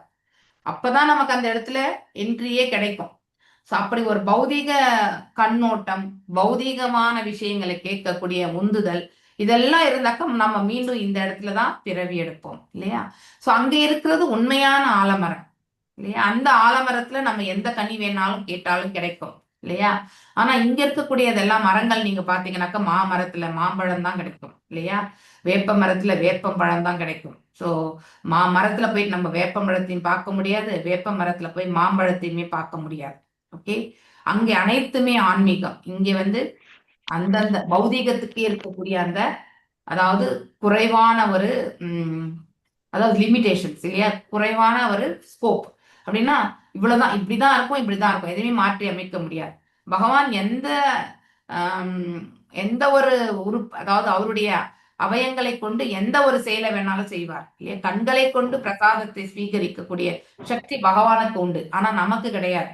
நமக்கு வந்து கண்களால பார்க்க மட்டும்தான் முடியும், உண்ண முடியாது. வாயால மட்டும்தான் நம்ம உண்ண முடியும் இல்லையா. அந்த அளவுக்கு நமக்கு புலன்கள் வந்து அவனுடைய செயல்படும் தன்மையில வந்து குறுகிய தன்மை. அப்படின்னா எந்த புலனை வேணாலும் எதுக்கு வேணாலும் நம்மளால உபயோகப்படுத்த முடியாது. ஓகே, சோ அப்படி இந்த அழிவற்ற ஆலமரம் வந்து உண்மையிலே இருக்கிறது வந்து எங்கன்னாக்கா அந்த ஆன்மீக உலகத்துல. ஆனால் அதுவே இந்த இடத்துல வந்து தலைகீழான ஒரு நிலையில இருக்கக்கூடியதுதான் வந்து இந்த பௌதீக உலகத்துல. அங்க மேன்மையாக இருக்கக்கூடிய அனைத்துமே இந்த இடத்துல வந்து கீழான ஒரு நிலையில தான் செயல்படுத்தும். ஓகே, சோ அதனால வந்து நம்ம இங்கே புலன்களுடைய செயல்கள், மனது இல்லையா, புத்தி எல்லாமே வந்து இந்த இயற்கையுடைய 3 குணங்களால ஆட்கொள்ளப்படுகிறது. அதற்கேற்றவாறு இங்க இருக்கக்கூடிய ஜீவனாகப்பட்டவன், இந்த மரமா இருக்கக்கூடிய அந்த ஜீவன் வந்து செயல்பட ஆரம்பித்து விடுகின்றான். இல்லையா, அந்த ஜீவன் வந்து மரத்திற்கோடு ஒப்பிடப்படும் பொழுது நம்ம வந்து இந்த ஜீவன் எப்படிப்பட்ட பக்குவத்தை எடுத்துக்கணும்னாக்கா, இந்த ஆலமரம் என்பது அதனுடைய கிளை இல்லையா, அதனுடைய விழுதுகள், அடுத்து வந்து அதனுடைய பழங்கள் இல்லையா, அதனுடைய இலைகள், இப்படி ஒவ்வொரு பாகமா நம்ம வந்து படிக்கும் பொழுது எண்ணற்ற வேத பதங்கள் தான் வந்து, அதாவது எத்தனை வேத பதங்கள் நம்ம வந்து இருக்கின்றது நம்மளால சொல்ல முடியாது. ஆனா அது போல அந்த ஆலமரத்தினுடைய அதாவது இலைகள் வந்து அந்த ஒரு அதாவது கவுண்ட்லெஸ் இல்லையா, அதாவது நம்மளால வந்து எண்ணிக்கை பண்ண முடியாது, அதனோட ஒப்பிடப்பட்டிருக்கு. மேலும் இந்த பிரான்ச்சஸ் டவுன், அதாவது கிளைகள் எல்லாமே பாத்தீங்கன்னாக்கா கீழ்நோக்கிய கிளைகள். இந்த கீழ்நோக்கி கிளைகள் எதற்கு சொல்லப்படுகிறது, யாராவது சொல்ல முடியுமா? கீழ்நோக்கு கிளைகள் எது? நம்முடைய அதாவது நம்ம ஈர்க்கப்படுவது, புலன்களால் ஈர்க்கப்படுவது எது? புலன் நுகர்ச்சி இல்லையா? பௌதீகத்துல நம்ம கீழ் நோக்கி வர கீழ்நோக்கி ஈர்க்கப்படுவது எதுனாக்கா நம்முடைய செயல்கள் வந்து பௌதிக தளம். அப்படின்னா நம்ம பௌதிக தளத்துல வந்து இந்த புலன்களுக்கு வந்து முக்கியத்துவம் கொடுப்பது பௌதிக செயல்களுக்குத்தான். அப்போ ஆட்டோமேட்டிக்கலி கண்ணாலையும் நம்ம வந்து ஆனந்தம் கொள்ளணும்னு நினைக்கிறோம், காதாலையும் கேட்கறதே ஆனந்தம் கொள்ளணும், நம்ம கைகளால் செய்வதுமே ஆனந்தம் கொள்ளணும், நம் வாயால பேசுறதும் ஆனந்தமயமாக இருக்கணும். இப்படி ஒவ்வொரு புலனிடத்திலுமே நமக்கு எதிர்பார்ப்புகள் உண்டு இல்லையா? சோ மேலும் இந்த விழுதுகள் வந்து பாத்தீங்கன்னாக்கா அதாவது மேல் நோக்கிய அதாவது அது விழுதுகளை வந்து மேற்நோக்கிய வேர்கள் என்று சொல்லப்பட்டது இல்லையா? மேல இருந்துதான் அது கீழே வந்து பூமியில வந்து நிற்கும். அந்த விழுதுகள் வந்து அந்த விழுதுகளை வந்து மேல் நோக்கிய வேர்கள் அப்படின்னு நம்ம படிக்கிறோம். நம்ம ஸ்ட்ராங்கான நம்மளுடைய டிசையர்ஸ் இல்லையா, நமக்கு எவ்வளவு ஆசைகள் இருக்கோ அத்தனையுமே இந்த பௌதிகன் தரப்புல அந்த விழுதுகளோட நம்ம ஒப்பிடப்படுகிறது. சோ அப்போ நம்ம இதெல்லாம் அடையணும் பலன் கருதும் செயல்கள், புலன் நுகர்ச்சி செயல்கள், இது 2 தான் இதனோட வந்து கம்பேர் பண்றது. சோ இது எல்லாமே பௌதிக தளத்துல. ஓகே, ஆனா ஆலமரம் என்பது இறைவனுடைய அதாவது வேதங்கள் எனக்கூடிய அந்த இதுல இருந்து நம்ம பார்க்கும் பொழுது, சோ பல்வேறு வேத சாஸ்திரங்கள் நம்ம படிக்கிறோம் இல்லையா? ஜென்ரலாவே வேத சாஸ்திரங்களை வந்து சதுர்புருஷார்த்தங்களுக்குத்தான் நிறையவே முக்கியத்துவம் கொடுக்கப்படுகிறது இல்லையா? சோ ஆனால் இந்த பாகவதம் என்பது எல்லாவற்றுக்கும் அப்பாற்பட்ட ஒரு காவியம் என்பதை நம்ம தெரிஞ்சுக்கணும். வேத சாஸ்திரங்களும் தர்ம அர்த்த காம மோக்ஷ இல்லையா, தர்மத்தை பரிபாலிப்பதால் நமக்கு தேவையான வஸ்துக்கள் நமக்கு கிடைக்கிறது, பலன்கள் கிடைக்கிறது. அதை கொண்டு நாம் என்ன பண்றோம்? புலன் நுகர்ச்சியில ஈடுபடுகிறோம். ஒரு காலகட்டம் வரும்போது அந்த புலன் நுகர்ச்சியிலிருந்து நாம வந்து வெளியேறும் பொழுது நம்ம மோட்சத்திற்கான அந்த பாதைக்கு செல்கிறோம். இதுதான் மனிதன் வாழக்கூடிய வாழ்க்கை இல்லையா? ஹரே கிருஷ்ணா கிருஷ்ணா கிருஷ்ணா ஹரே ஹரே, ஹரே ராம ராம ராம ஹரே ஹரே. அதனால வேதங்கள் என்பது இறைவனால் படைக்கப்பட்டது இல்லையா? சோ வேதங்கள் என்பது இறைவனால் இல்லையா, பிரம்ம ஹிருதய ஆதி கவையை அவருக்கு தான் இதை வந்து முதல்ல பகவான் வந்து எடுத்துரைச்சார் அப்படிங்கிறதையுமே நாம படிக்கிறோம். சோ யாரை இது வந்து இந்த வேதங்களை வந்து இதை வாசிக்கிறதால நாம இறைவனுடைய திருவடியை வந்து சேர்றதுக்கான வாய்ப்பு இருக்கிறது என்பதை வந்து உணர்ந்து செயல்படுகிறார்கள் இல்லையா? சோ அந்த ஒரு பக்குவம் என்பது மிக மிக முக்கியமானது. அதே அந்த பௌதிக தளத்துல இந்த ஸ்தூலம் சூக்ஷ்மம் இதனால் ஏற்படக்கூடிய அந்த உடல் ரீதியானது மன ரீதியான செயல்பாடுகள் எல்லாத்தையுமே நாம தவறுதலான வழியில வந்து இட்டு செல்லக்கூடாது. தர்மமான வழியில இட்டு செல்லும் பொழுது நம்முடைய புலன்களை வந்து எப்படி நம்முடைய ஆசைகளை வந்து நாம கட்டுப்படுத்தணும் இல்லையா? நமக்கு அதாவது எழக்கூடிய ஆசைகளை வந்து பௌதிக ஆசைகளை வந்து கட்டுப்படுத்துறது எப்படின்னா, அனைத்துமே நம்முடைய கடமையாக ஏற்று இறைவனுடைய திருவடிக்காக சமர்ப்பிக்கின்றோம் என்ற அந்த உந்துதலை நாம் ஏற்படுத்தும் பொழுது ஆட்டோமேட்டிக்கலி நமக்கு தவறிழைக்காத ஒரு மார்க்கத்தை பகவான் அனுகிரகிக்கிறார். ஸோ அதோட சேர்ந்து நாம் என்ன பண்றோம், நம்ம செய்யக்கூடிய செயல்கள் எந்த ஒரு எதிர்பார்ப்பும் இன்றி செயல்படும் பொழுது நாம பந்தத்திற்கு ஆட்கொள்ளப்படுவது கிடையாது. இறை உணர்வுல திளைக்கிறதுக்கான ஒரு மார்க்கம் என்பது கிடைக்கிறது. அதையே நாம கண்டினியூ பண்ணும்போது இறுதியில இறைவனுடைய திருநாட்டை நாம சேர முடியும். ஸோ ஒருவருடைய மனபாவம் என்பது இவ்வாறு இருக்கணும். ஓகே. ஆனால் இதை விடுத்துட்டு நம்ம புலன் எப்படி, அதாவது மனசு எப்படியெல்லாம் போறதோ அப்படியெல்லாம் செயல்பட்டு புலன்களை நாம அந்த அதாவது இந்த அத்தியாயத்துல சொன்ன மாதிரி 3 ஸ்லோகங்கள் 9, 10, 11 இல்லையா, 3 ஸ்லோகங்கள் அக்னிதரன் அவ்வளவு, அதாவது பிளண்டா அவருடைய வர்ணனையை பார்க்கணும். ஆண் பெண் என்ற வித்தியாசத்தை கூட தெரியாம இல்லையா, அவர் வர்ணிக்கக்கூடிய விதம் பெண்ணை தான் வர்ணித்து கொண்டிருக்கிறார் அவருடைய கான்சியஸ்ல. ஆனா அவருடைய மனோபாவம் வெளிப்புற தோற்றத்துல ஆண் பெண் இந்த புலன்களால் அவரை அவரால் வேறுபடுத்தி பார்க்க முடியவில்லை என்பதை வெளிப்படுத்தினாலும் உள்ளுக்குள்ள அந்த அவளை பெண்ணாகவே ஏற்று அவர் பாவிக்கிறார் இல்லையா. இந்த அடிமனசு மற்றும் வெளி மனசு இல்லையா, கான்சியஸ்னஸ் சப்கான்சியஸ்னஸ், இது ரெண்டுமே ரொம்ப ரொம்ப முக்கியம். ஃபர்ஸ்ட் கான்சியஸை நாம ரிப்பீட்டடா பண்ணும் பொழுதுதான் சப்கான்சியஸ்ல போய் அது பதிய ஆரம்பிக்கும் இல்லையா. இந்த இடத்துல அதை நாம புரிஞ்சுக்க முயற்சி பண்ணணும். இதுதான் அக்னிதரனுடைய செயல்கள். ஸோ இது போன்றதுதான் மனிதனுடைய செயல்பாடுமே. வெறும் அக்னிதரனை நாம தவறுதலாக எண்ண வேண்டாம். அனைத்து உயிர் வாழிகளுமே, அதாவது மனிதனாகப்பட்டவனும் இவ்வாறுதான், தேவலோகத்தில் இருக்கிறவங்களும் இவ்வாறுதான் அப்படிங்கிறத நாம் தெரிஞ்சுக்கணும். ஓகே. லோகம் பிரதர்ஷய சுஹ்ருதம் மதாவகம் மே யத்ர யத்ர தய இத்தம் உரஷாவ்யாவ்யா வயவ்யாவ் அபூர்வோ அஸ்மத் விதஷ்யமன உன்னனோ பிரிபர்த்தி பஹ்வம் அத்புதம் சரச ராசசுதாதி வக்த்ரே. எஸ், சேதுலட்சுமி மாதாஜி வாசிக்கும். இந்த ஒரு ஸ்லோகம் மட்டும் முடிக்கலாம். ஹரே கிருஷ்ண மாதாஜி. பிரணாம் மாதாஜி. லோகம் பிரதஷ்ய சுக்ருத்மதாவகம் மே யத்ரத்ய இத்தம் உராசவயாவா அபூர்வோ அஸ்மத் விதஸ்ய மன உன்னோ பிபர்த்தி பௌவ அத்புதம் சரசராச சுதாதிவக்த்ரே. லோகம் இருப்பிடம், பிரதஸ்ய அருள் கூர்ந்து காட்டுவீராக, சுக்ருத்தம ஓ சிறந்த நண்பரே, தாவகம் உமது, மே எனக்கு, எத்ரத்தய அங்கே பிறந்த ஒருவன், இத்தம் இது போன்ற, உரசா மார்பினால், அவயங்கள் மார்பகங்கள், அஸ்மத் விதஸ்ய என்னை போன்ற முனிவனின் ஒருவரின் மன உன்ய நௌ மனதினை கிளர்ச்சியடைய செய்யும், பிபர்த்தி நிறுத்தல், பகு அற்புதம் சரச இனிய வார்த்தைகள், ராச புன்னகை போன்ற மோகமுறச் செய்யும் செயல்கள், சுதா ஆதி அமிர்தம் போன்றது, வக்த்ரே வாயில். மொழிபெயர்ப்பு. ஓ சிறந்த நண்பரே, நீர் இருக்கும் இடம் எதுவென்று கூற மாட்டீரா? உமது மார்பகங்கள் போன்ற மயங்க வைக்கும் உடல் உறுப்புகளை அவர்கள் எவ்வாறு பெற்றனர் என்று என்னால் யூகிக்க முடியவில்லை.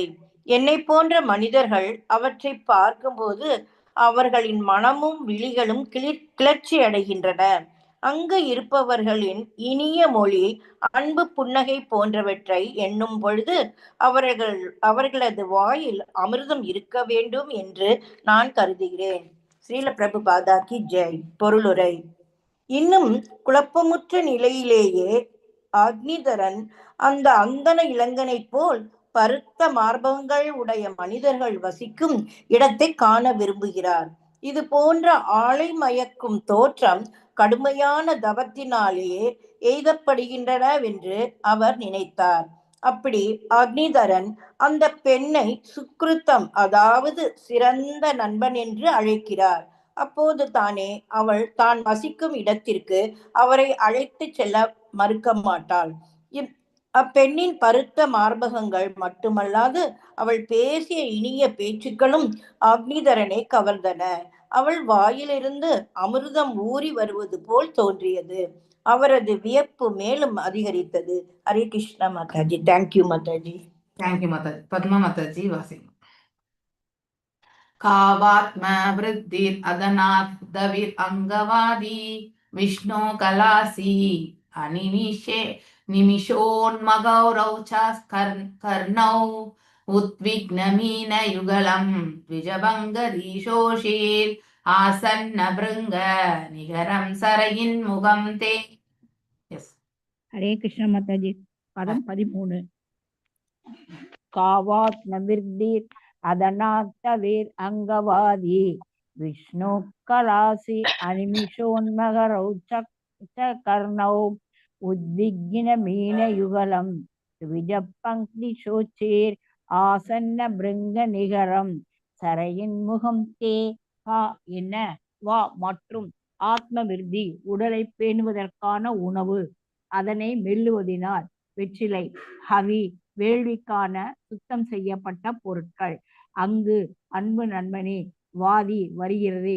விஷ்ணு பகவான் விஷ்ணுவின் கலா அம்சம் பொருந்திய உடல், அசி உமது, அனிமிஷ இமை மூடாது, உன்மகரவ் ஒளிவீசும் இரு சுறா மீன்கள், ச மேலும் கர்ணவ் இரு செவிகள், உத்விக்கின ஓய்வின்றி, மீன யுகலம் இரு மீன்களை உடைய, த்விஜ பங்கி பல்வரிசை, ஷோச்சி அழகு, ஆசன்ன அருகில், பிருங்க நிகரம் தும்பிகளின் கூட்டம், சரக இதி குளத்தினை போல், முகம் முகம், தே உமது.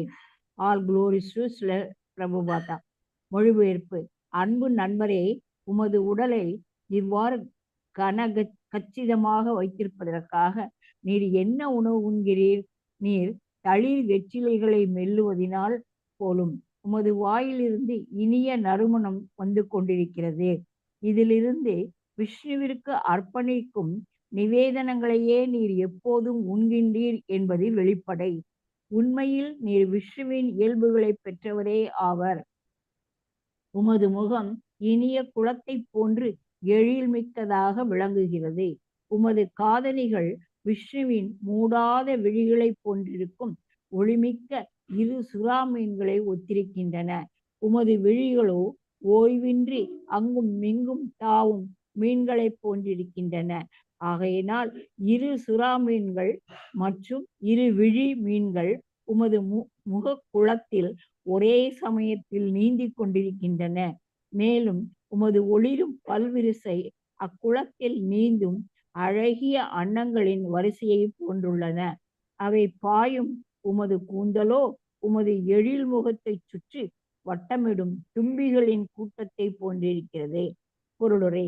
பகவான் விஷ்ணுவின் பக்தர்கள் அனைவரும் அவரது இயல்பினை ஒத்தவர்களே ஆவர். இவர்கள் விபின்னாம்சம் என்று அழைக்கப்படுகின்றனர். பகவான் விஷ்ணுவிற்கு எல்லா வகையான வேள்வி பொருட்களும் பீடப் பொருள்களாக படைக்கப்படுகின்றன. மேலும் பக்தர்கள் அவருக்கு படைக்கப்பட்ட பிரசாதத்தினை உண்பதால் பகவான் விஷ்ணுவின் வாயிலிருந்து மட்டுமல்ல, அவரது பக்தர்களின் வாயிலிருந்தும் கூட வேள்வி பொருட்களின் நறுமணம் வருகிறது. அக்னிதரன் பூர்வ சித்தியின் உடலிலிருந்து வரும் நறுமணத்திலிருந்து அவன் பகவான் விஷ்ணுவின் இயல்பினை பெற்றவர் என்றே எண்ணினர். இவற்றை தவிர அவளது காதணிகள் சுறாமீன்களை போன்றும், அவளது கரும் கூந்தல் அவள் உடலின் நறுமணத்தில் மோகமுற்று அவளை சுற்றும் தும்பிகள் போன்றும் மது அவளது முத்து போன்ற வெண்ணிற பற்கள் அன்னக்கூட்டங்கள் போன்றும் இருந்ததினால் அக்னிதரன் பூர்வ சித்தியின் முகத்தினை செந்தாமரை மலர்களும் மீன்களும் அன்னங்களும் தும்பிகளும் நிறைந்த ஒரு எழில்மிக்க குளத்தோடு ஒப்பிட்டு பார்த்தார். ஹரே கிருஷ்ண மாதாஜி. ஹரே கிருஷ்ண மாதாஜி. இந்த 2 ஸ்லோகங்கள் கூட கண்டினியூஷன் ஆஃப் த முன்னாடி இருந்தக்கூடிய 3 ஸ்லோகங்களோட கண்டினியூஷன் தான். ஸோ ஒவ்வொரு பாகமாக அவர் என்ன உணர்கின்றார் என்பதை வந்து இந்த இடத்துல எதை ஃபீல் பண்றார், எந்த விதமா அவர் வந்து அந்த பெண்ணை வந்து வர்ணிக்கிறார் என்பதை வந்து நாம ஒவ்வொரு அவயமா பார்க்கிறார். பல் வரிசை இல்லையா, கண்கள் ஆயிற்று இல்லையா.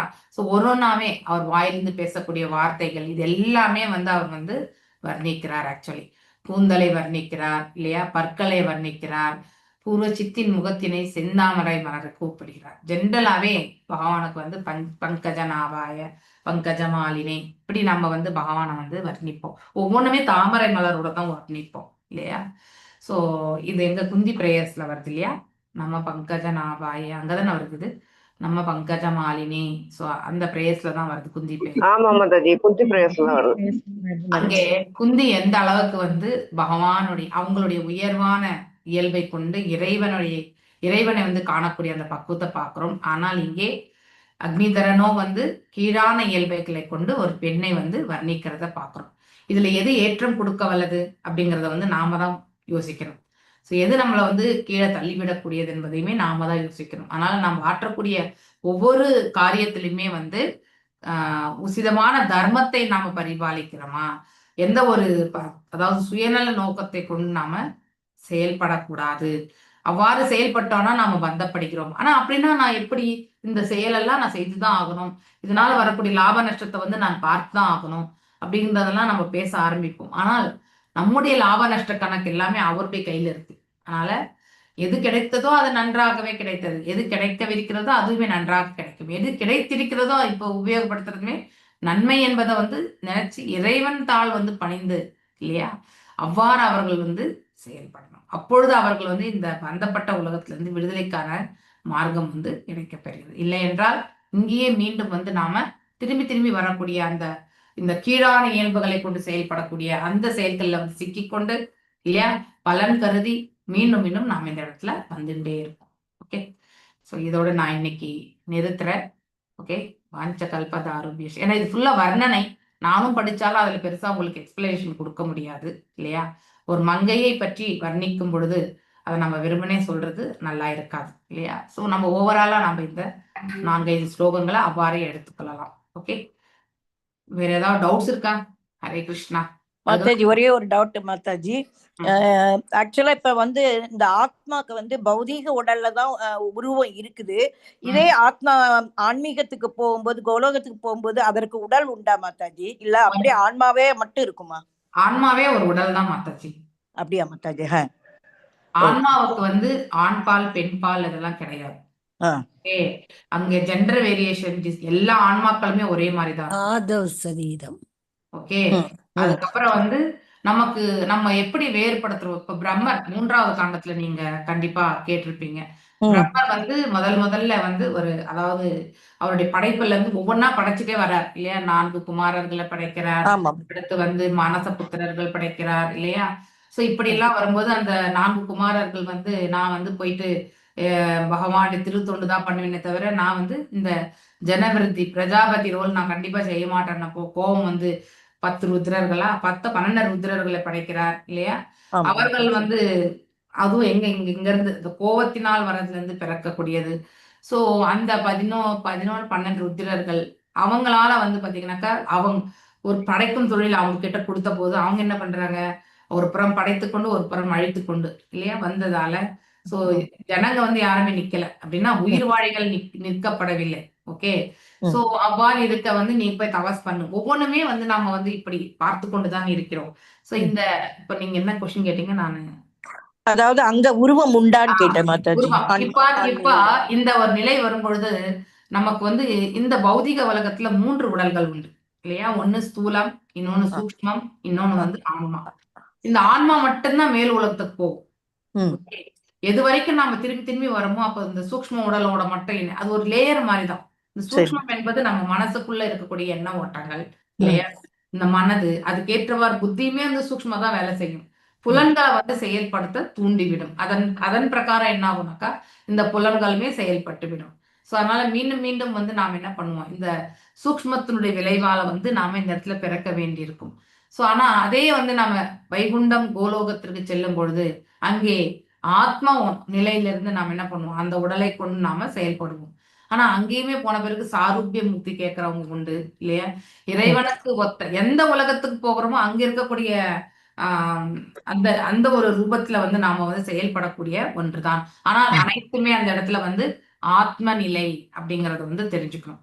அதாவது வைகுண்டம் கோலோகத்துல வந்து ஆத்ம நிலை தான். இங்கதான் நமக்கு ஸ்தூலம் சூக்ஷ்மம் இல்லையா, அடுத்து ஆன்மா, இது எல்லாமே நம்ம படிக்கிறோம் இல்லையா? ஆத்மா மேல சூக்ஷ்மம், சூக்ஷ்மத்துக்கு மேல வந்து ஸ்தூலம் இல்லையா?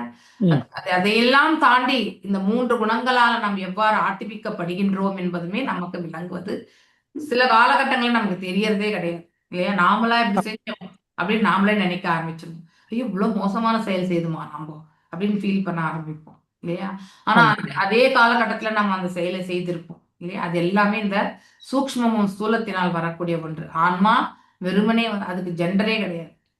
ஓகே, ஆன்மாவுக்கு வந்து ஜெண்டர் டிஸ்கிரிமினேஷனே கிடையாது. ஓகே, ஆனா அது எதனோட இணைந்து இருக்கிறதோ அந்த சுபாவத்தை அது வந்து அக்வயர் பண்ணிக்குது இல்லையா? இந்த ஸ்தூலம் சூக்ஷ்மத்தோட இணைந்து இருக்கும்பொழுது ஆட்டோமேட்டிக்கலி அதனுடைய பண்புகளோடு அது வந்து வெளிப்பாடு வந்து செயல்படுகிறது.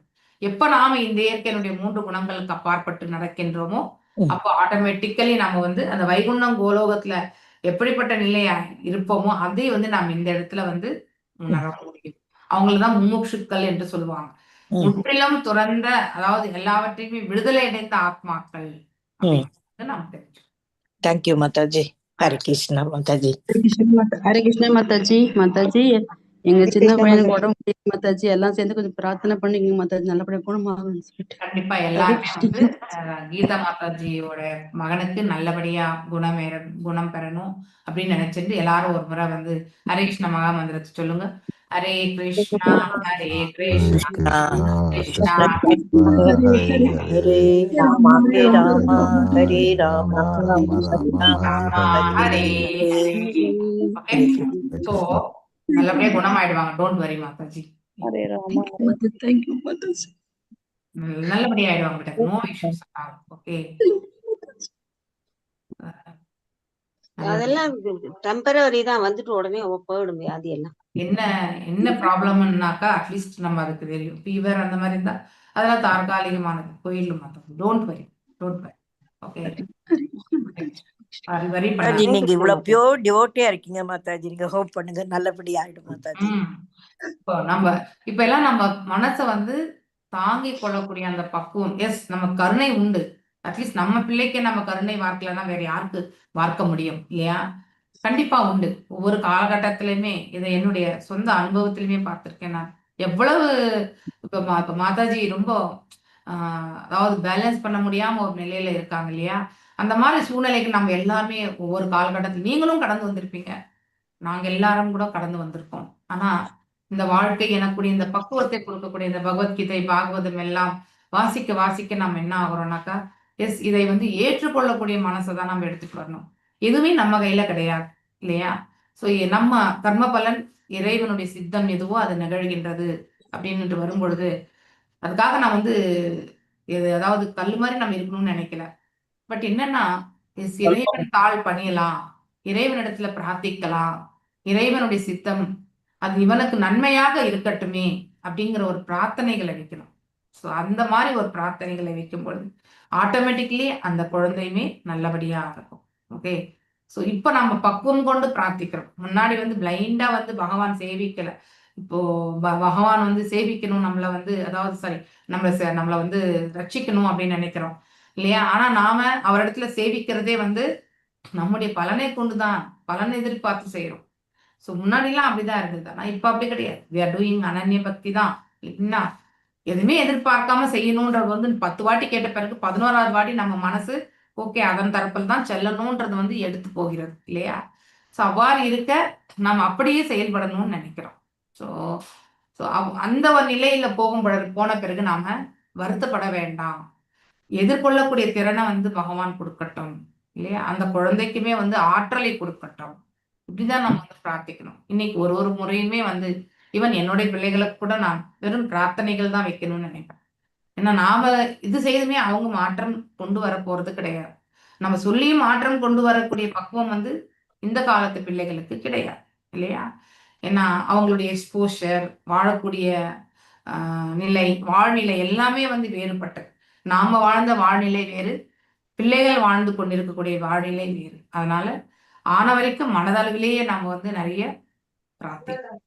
ஓகே, ஹரே கிருஷ்ணா. பிரார்த்தனை பண்ணலாம், எல்லாருமே பிரார்த்திங்கோ. மற்றும் மாதாஜியோட மகனுக்கு நல்லபடியா குணமாகட்டும். ஆனால் நீங்க பேலன்ஸ்டா இருந்தா தான் உங்க குழந்தைய ஏதாவது பார்த்துக்க முடியும் இல்லையா? உங்களுக்கு இந்த பாதிப்பு அதிகமானா உங்களுக்கு நீங்களுமே வந்து உடல்நிலை அற்ற ஒரு நிலைக்கு போயிட்டீங்கன்னா அப்புறம் அந்த குழந்தைய யாரு, அதாவது ஒரு கிளாஸ் தண்ணி கொடுக்கணும்னாலும் எழுப்பி உட்காரக்குனாலும் அதெல்லாம் யார் செய்ய முடியும்? யாருமே கிடையாது. So end of the day family has to take care the kids. அவ்வளவுதான். தந்தை தாய் ஆகப்பட்டவர் குழந்தைகளை பார்த்துக்க வேண்டிய கடமைக்கு தள்ளப்பட்டிருக்கோம். அதே மாதிரி வந்து பிள்ளைகளுமே வந்து தந்தை தாயை பார்த்துக்க வேண்டிய கடமைக்கு கட்டுப்பட்டவர்கள். ஸோ இந்த ஒரு குவாலிஃபிகேஷனோட தான் நாம வந்து செயல்படணும். எஸ், அன்பு என்பது உள்ளத்தில் உண்டு. ஆனா பிராக்டிகாலிட்டியை வந்து நாம ஏத்துக்கொள்ளணும். அதுதான் நமக்கு இருக்கக்கூடிய அதுதான் நம்ம அடையக்கூடிய பக்குவம். அந்த பக்குவம் வந்து ஆட்டோமேட்டிக்கலி எப்படிப்பட்ட ஒரு துன்பம் வந்தாலுமே நாம அதை எதிர்த்து போராடணும்ன்ற அந்த மனசு வந்து தைரியம் வரும். இல்லைன்னா நம்ம வந்து தைரியத்தை நம்ம விட்டுடும். அந்த அபயம் ஆபயம் இல்லையா படிக்கிறோம் இல்லையா, ஃபர்ஸ்ட் குவாலிட்டி. அதாவது 16வது அத்தியாயத்துல வந்து முதல் 3 ஸ்லோகங்கள்ல தெய்வீகமான இயல்புகள்ல முதல் இதுவே வந்து பயம் இல்லையா, பயமற்ற தன்மை. பயமற்ற தன்மை எப்போ வரும் நமக்கு? இறைவன் தாள் நாம முழுமையாக சரணாகதி அடைந்து இல்லையா, அவருடைய கருணையை வந்து நாம் யாசிக்கணும். அடுத்தவங்களுக்காக நம்ம வந்து ப்ரே பண்றதுல தவறு கிடையாது இல்லையா, நமக்கு மட்டும் தான் நம்ம ப்ரே பண்ணிக்க வேண்டிய அவசியம் கிடையாது. ஏன்னா நம்ம பகவானுக்கு பக்தி தொண்டு பண்ணிட்டு இருக்கும்போது அவர் பார்த்துக்குவார் என்ற நம்பிக்கை நமக்கு உண்டு. அதை மட்டும் ஸ்ட்ராங்கா வச்சுட்டா போறோம். ஆனால் அடுத்தவர்களுக்காக நாம கண்டிப்பா ப்ரேயர்ஸ் பண்ணணும். ஓகே, அப்போ அவங்களுக்கான உடல் நலை இல்லையா, மன இது எல்லாமே வந்து தானாக ஒரு நாள் என்னாலும் ஒரு நாள் நல்லபடியா ஆயிடுவாங்க. ஓகே, ஸோ இந்த நம்பிக்கை கண்டிப்பாக இருக்கணும். ஸ்ரத்தை இல்லாம நம்ம எதுவுமே செய்ய முடியாது. ஓகே, ஹரே கிருஷ்ணா. வாஞ்சகல்பதாருபியஸ்ச கிருபா சிந்துபேவ ச पतितानां पावनेभ्यो वैष्णवेभ्यो नमो नमः। अनंत कोटि वैष्णव वृंद की जय। नामचर्य हरिदास ठाकुर की जय। हरे कृष्णा कृष्ण कृष्ण हरे हरे, हरे राम राम राम हरे